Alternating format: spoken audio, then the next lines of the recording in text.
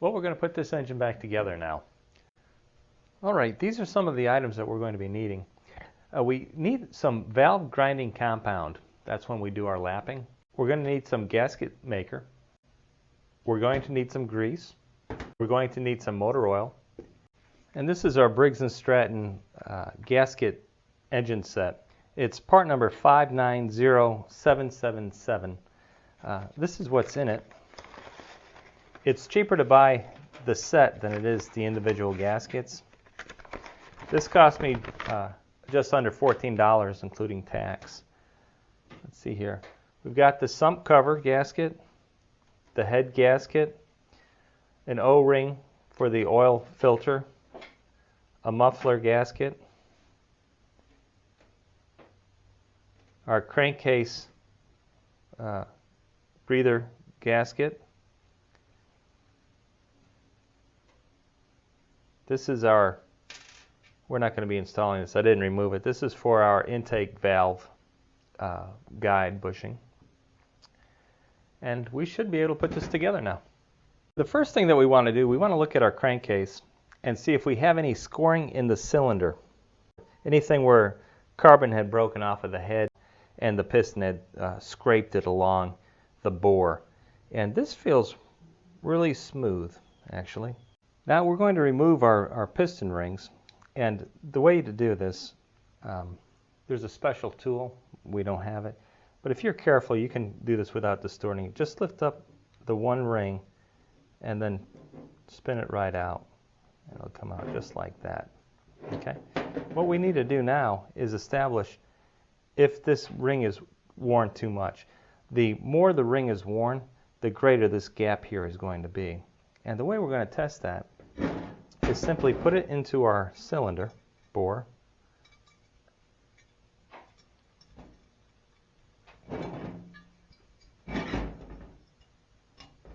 Okay.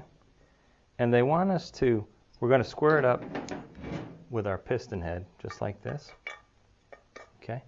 And they want us to check it at about 1 inch into our bore.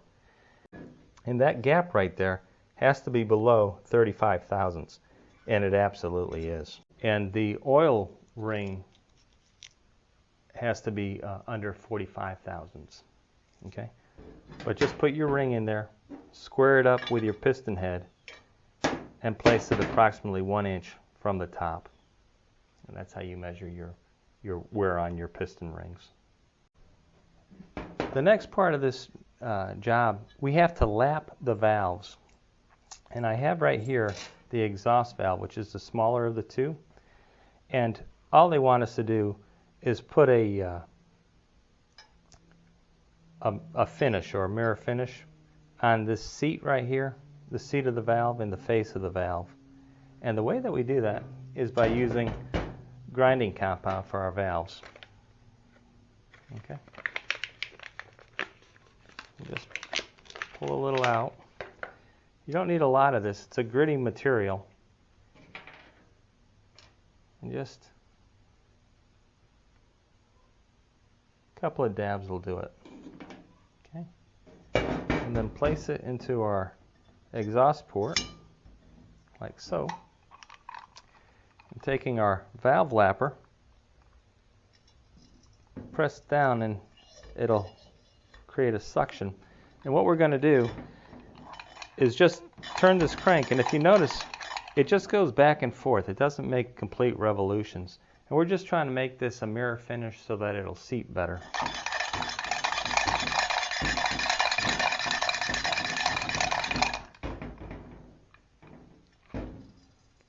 Every so often, just lift it up and turn it a little bit.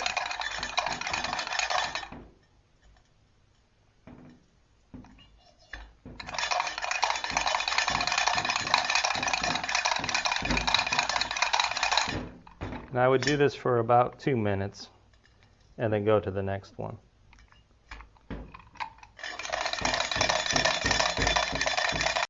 Alright, after you've lapped your valve, take it out,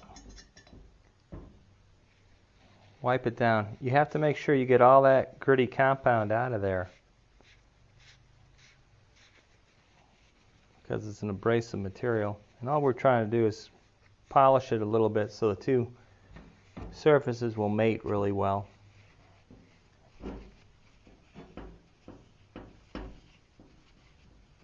And once you've done the exhaust, do the exact same thing for the intake. Doesn't take a lot of pressure.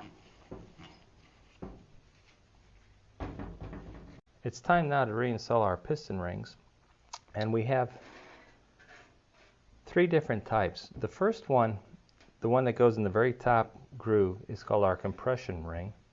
Our second one is our wiper ring, and then this one, which goes on the very bottom, is what we're going to install first here, is our oil ring. And each one has a gap, okay? And we want to make sure that our gaps don't line up. So I'm going to put this one facing this way, this one facing this way, and this one facing straight down, okay? And the first one that I'm going to install is going to be this coiled one. And just carefully walk it around like so. Okay, and then this one has to go on the bottom of it, and that one goes on the top of it, all in the same groove. So we're going to do a third and a third. So the oil ring will be ending right here. We'll have the wiper ring end here, and maybe this one end right here, the compression ring.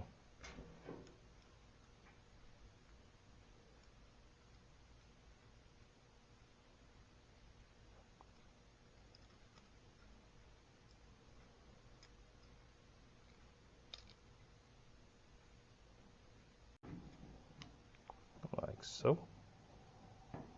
Okay. Then the other one I want to end maybe right here. Now remember, I hear a lot of talk about where these rings are supposed to be lining up. You just don't want them all to be straight down because you'll lose compression. But these rings actually spin around, and because the engine goes so fast, you really don't lose compression, and they will eventually work their way out of that alignment. But I don't hear too much about that being said. All right. The next thing we're going to do is install our valves. And using our spring compressor, we want to make sure that we have our keyway lined up straight out of that hole.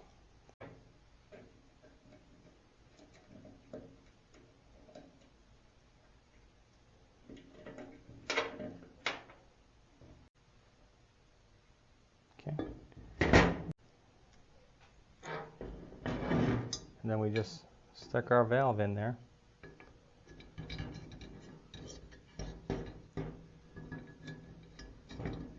Get in that keyway.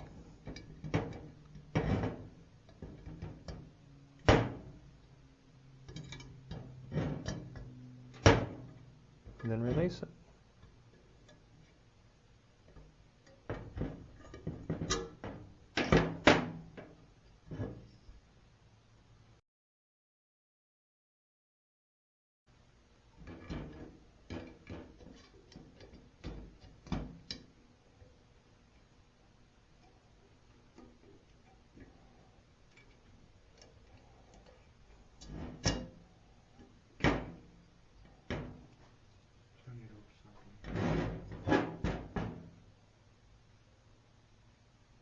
We don't have a honing tool yet, so this engine we're not going to hone it. But if you were to hone this, use diesel fuel or kerosene because it won't gum up your stones, and put it into your drill and just go back and forth, and it'll put hatch marks in your cylinder, and it'll help seat your rings and bring the oil up out of the crankcase for you. Like I said, I don't own one, so we're going to skip that for a moment. Next, we're going to apply a liberal amount of oil to our bore and the outside of our piston, and we're going to use a ring compressor to put our piston into the bore. I'm using a Briggs part number 19070 for the ring compressor. The only other thing that you need to know about is that there's a mark on the top of our piston right here, and you want that to point toward the Magneto, or it's the same thing, or our intake valve, and that would be right here. This is where our Magneto goes. This is our intake valve, so we want it pointing that way.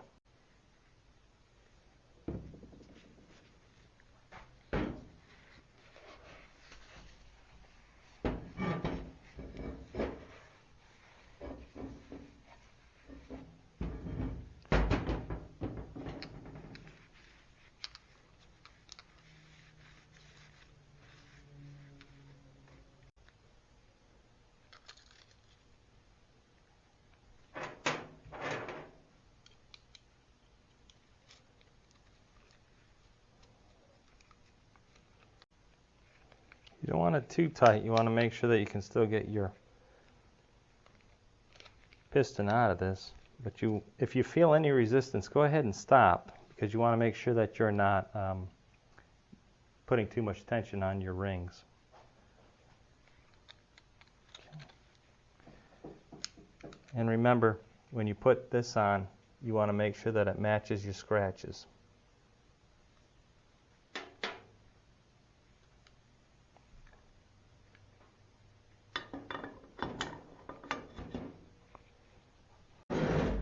Using the handle of a hammer, just kind of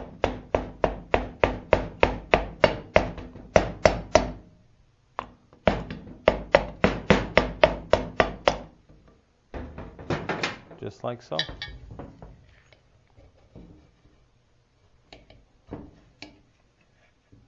All right.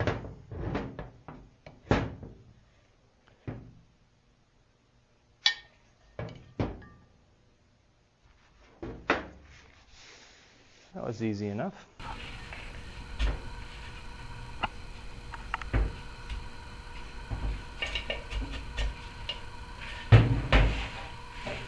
Next, we're going to be installing our crankshaft, and what you want to do is put a little bit of bearing grease, okay, in this journal right here. Not a lot, but it'll hold the parts together. And what's nice about using bearing grease is when it gets hot, it'll melt away, but it'll give us a starting point without having metal on metal until the oil slinger can get the oil into these little parts. And we want to put a little grease here.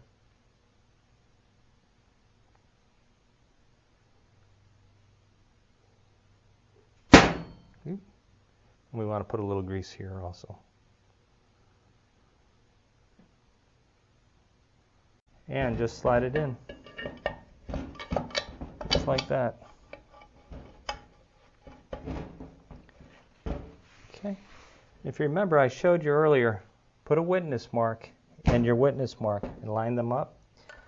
And it has two 5/16" bolts. And the specs on this are 100 torque pounds per inch. Put a little bit of grease on this too.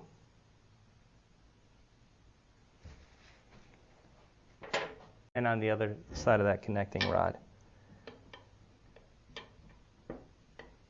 Okay.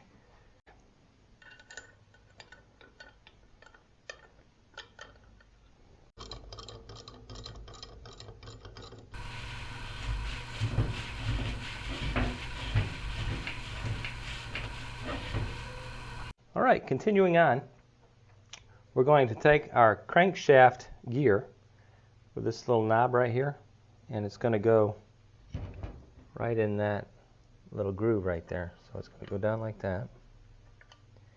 And don't forget our small thin washer.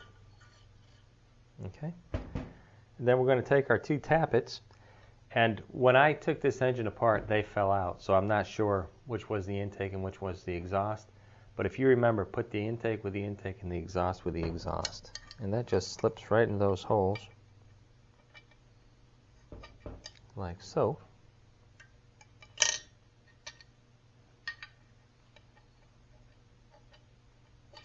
Okay.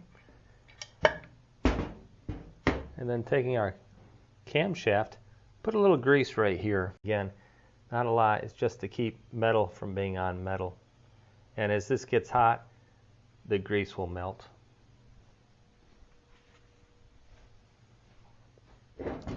Now on this crankshaft gear, there's a dot right here. We need to line that dot up with this timing mark on the camshaft, and you'll see that in a moment.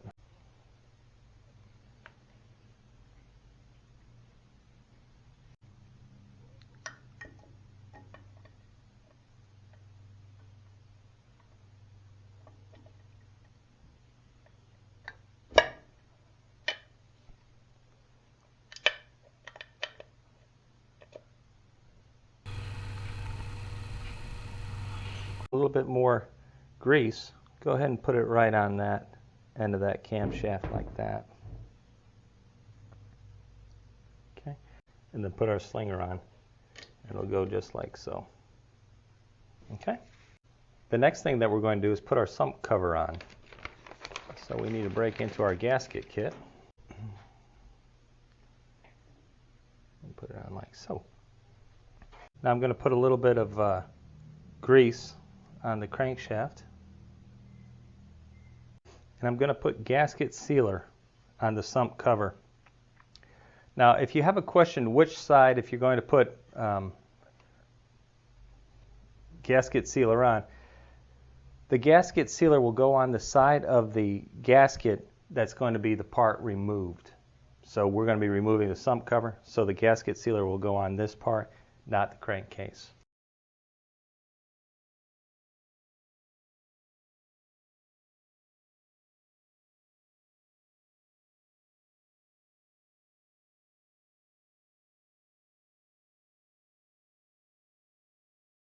I'm also going to put just a little bit of grease inside this right here. Okay, we're ready for assembly.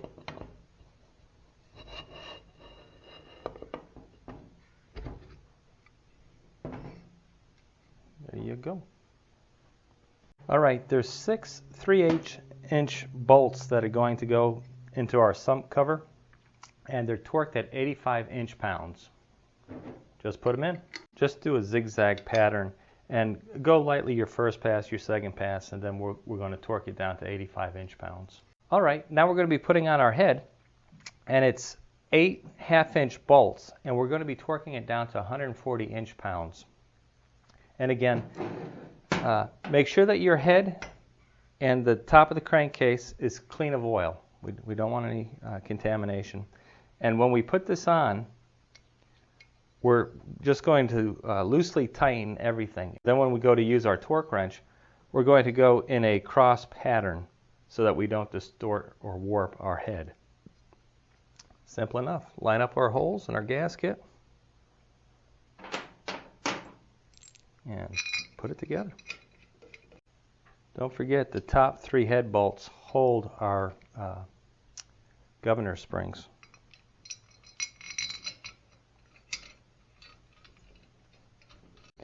We're going to be installing our seals now, and we have our 2 new seals that came with our kit.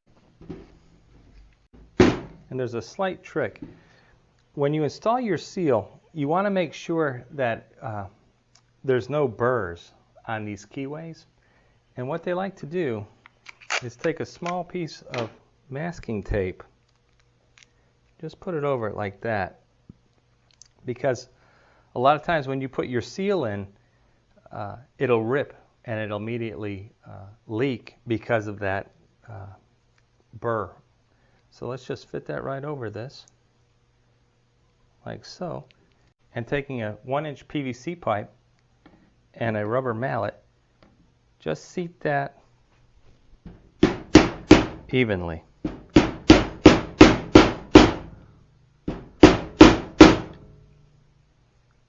Just like that. And then remove your tape. Okay, let's do the other side on a sump. And you want to make sure that this part goes into the engine.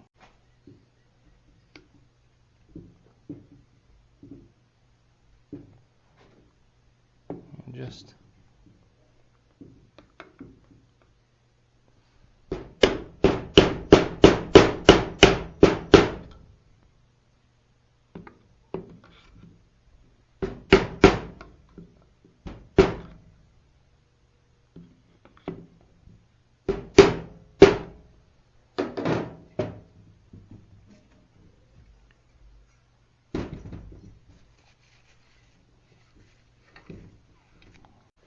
all right, now we're going to install our flywheel. And remember our key, and our crankshaft has this keyway here, and our flywheel has a keyway here.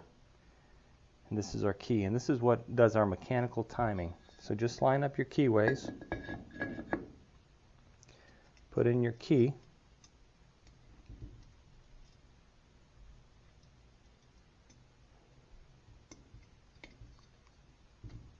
like so. And the specs on the torque is 55 foot-pounds. Let's put our... Actually, we can install our cup now also. This is our starter cup. And sometimes there's a bump on the bottom that has to go in one of these holes. This one doesn't have it, so just put it in there like so. And torque that down to 55 foot-pounds. All right, our crankcase breather cover has 2 1/4-inch bolts that we're going to put in right now.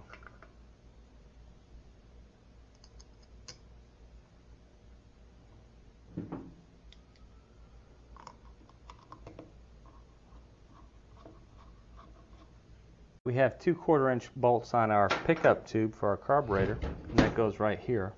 And again, a new gasket. So let me install that real fast.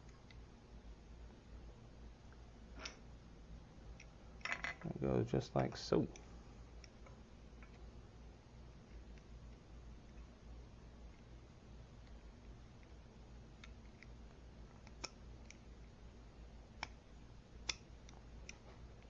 And that goes just like so.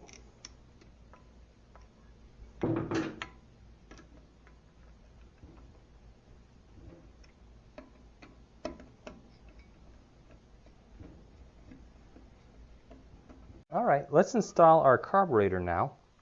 And we have this pickup tube or return tube from the crankcase breather cover. Remember?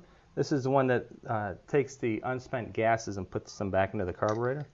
That just threads in right here, like so.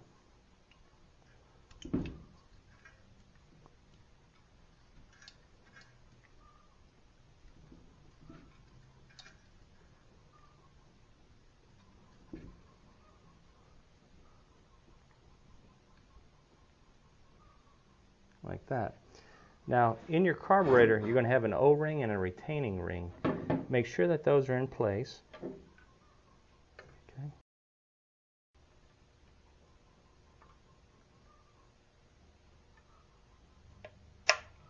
Okay. They snap in. And that's going to go onto this tube right here that we just installed a little bit ago. And don't forget our governor springs. And that just fits into our throttle plate like so. Then slide it across that pipe. And then we use our boot to reconnect this pipe to the carburetor. That's our return. Unspent fuel goes up that tube and back into the carburetor. All right, now don't forget our retaining spacer that goes between the gas tank and the carburetor right here. And that's a 1/2-inch bolt.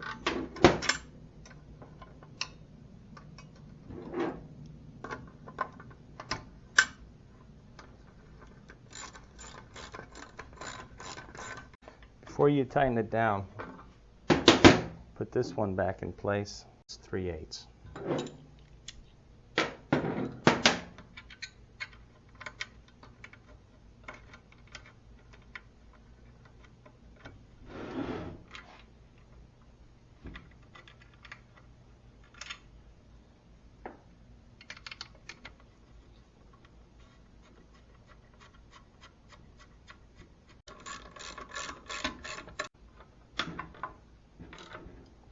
All right, the carburetor's installed. All right, I want to install the Magneto now and its weather vane. What holds this in place are two grooves right here, and they're 1/4-inch bolts. And you want to make sure that the magnet isn't in front of this right at the moment. We're going to put it to the side. There's the magnet. We're going to put it right here. And we're going to get this weather vane hooked up into our governor springs right here. See that little hook? Goes just like so and like so.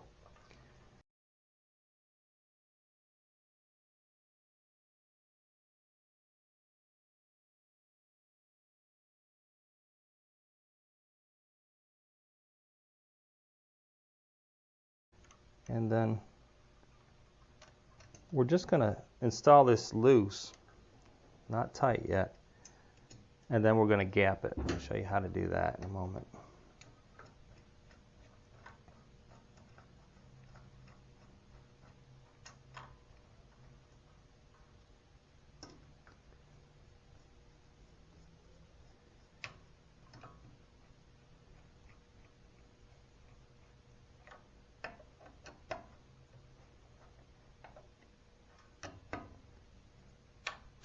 All the way back.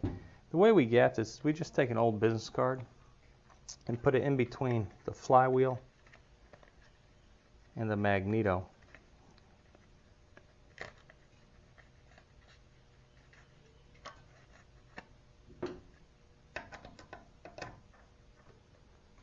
Like so. And then turn the flywheel until the magnets pull the coil forward. Okay, and that'll be the proper gap that we need. Go ahead and tighten it down. That's all there is to it. Remove your business card, and it's properly gapped. All right, let's put in our muffler, and that just screws in right here.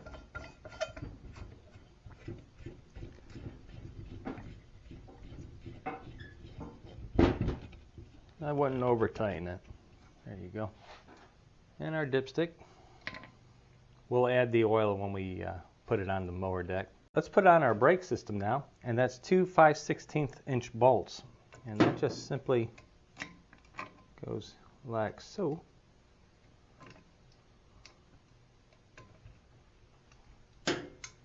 Simple enough.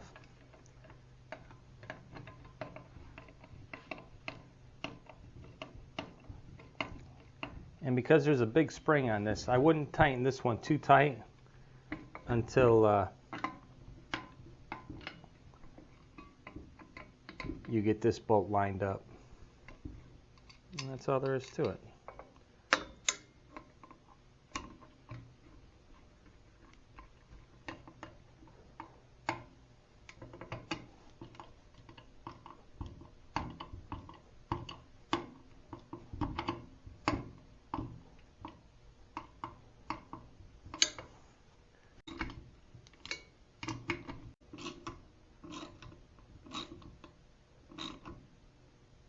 All right, we're ready for our blower housing, and it's just 3 3/8" bolts. And the only tricky part is make sure that you don't pinch your coil spark plug wire. See how it has a notch right here? You don't want to short that out, just like so.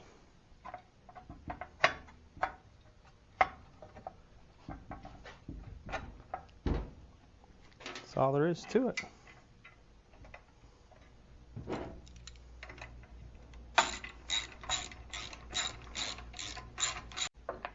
Let's put on our air filter.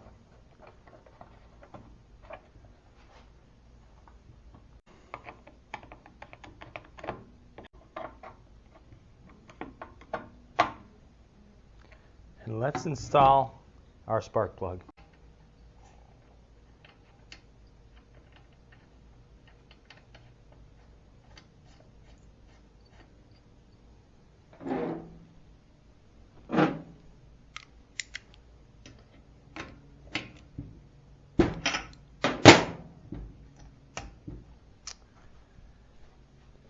She's ready to go onto the mower deck.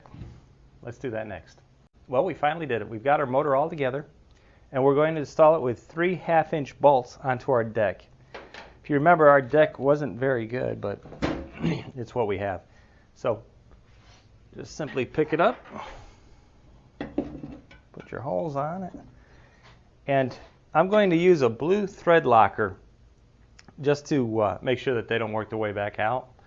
Then we're going to install the mower blade, fill it with oil, put a little gas into it, put our handle and our brake cable on, and we're going to start this up. We're going to see how it works.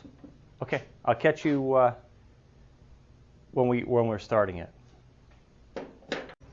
Well, here it is, all back together. Let's see how it does. No promises. Let's see.